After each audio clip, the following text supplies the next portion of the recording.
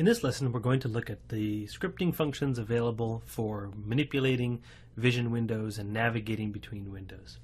So I've got a project set up here with three windows.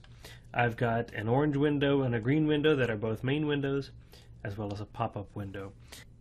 So let's look at a client to see how this project behaves, and then we'll take a look at the scripting behind it.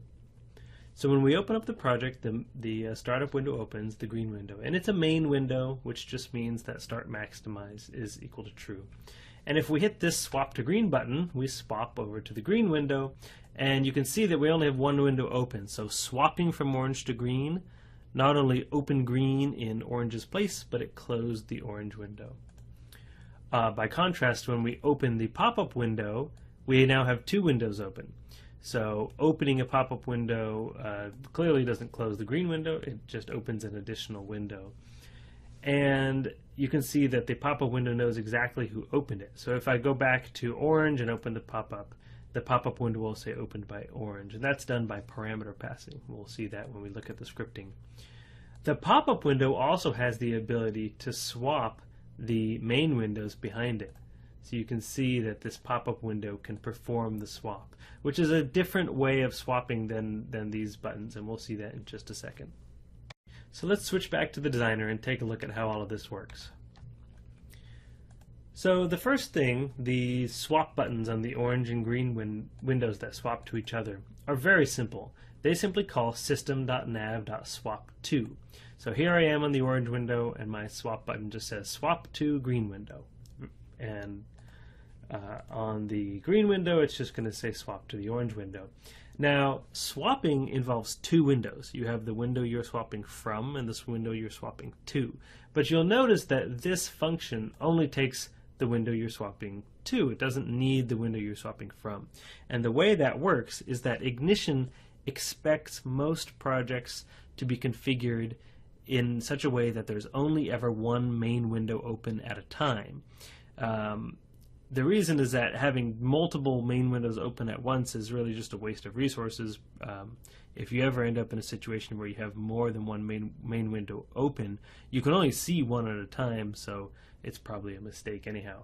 So the swap to takes advantage of the idea that there's only one main window open, so when you try to swap to another one, it can detect what the maximized window is that it should be swapping from just by looking at the windows that are open. Contrast that to the pop-up windows version of swapping, where it has specific buttons for swapping from green to orange and orange to green.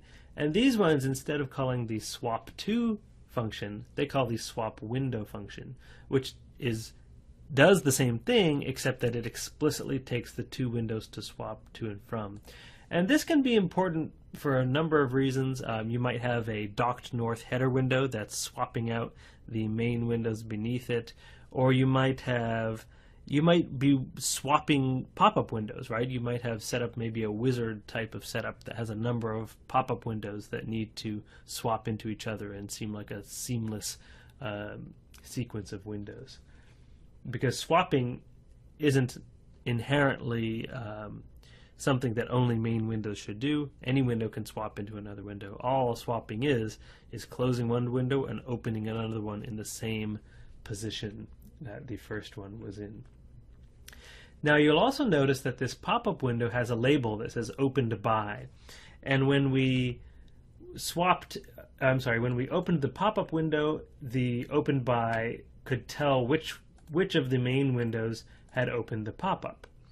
And the way that we achieve that is through parameter passing. And this is a really important concept for window navigation because it's very common to create a parameterized window where the same window is opened by many places throughout your project, but different parameters are passed to that window so it can represent different items. And the way we do this, in this case, I simply used the navigation builder because I wasn't doing anything fancy enough to make me write the script by hand. But it's still interesting to see what the script looks like. But there's certainly nothing wrong with using the navigation builder. So you can see I just checked the pass parameters option and said that the parameter name opened by is set to the value of orange, and that parameter is defined simply as a root container property. Any of the properties on a root container are up for receiving parameters when a window is opened. And if you were to code this thing by hand, the way you do this is by simply passing an optional second argument to the open window function. So system.nav.openWindow, you can just pass it the path to a window and it'll just open up that window with no parameters. But optionally, you can give it a Python dictionary where the keys of the dictionary are the names of root container properties on the target window, and the values are in the dictionary are the values you'd like to pass for those parameters.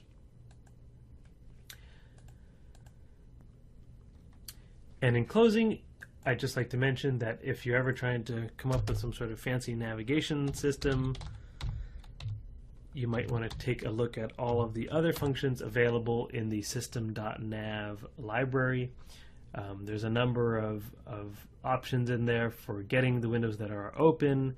You can open additional instances, so those are copies of a window. So you can have multiple copies of any given window open at a time. You can implement some sort of back, forward, home navigation. There's a number of useful options in here.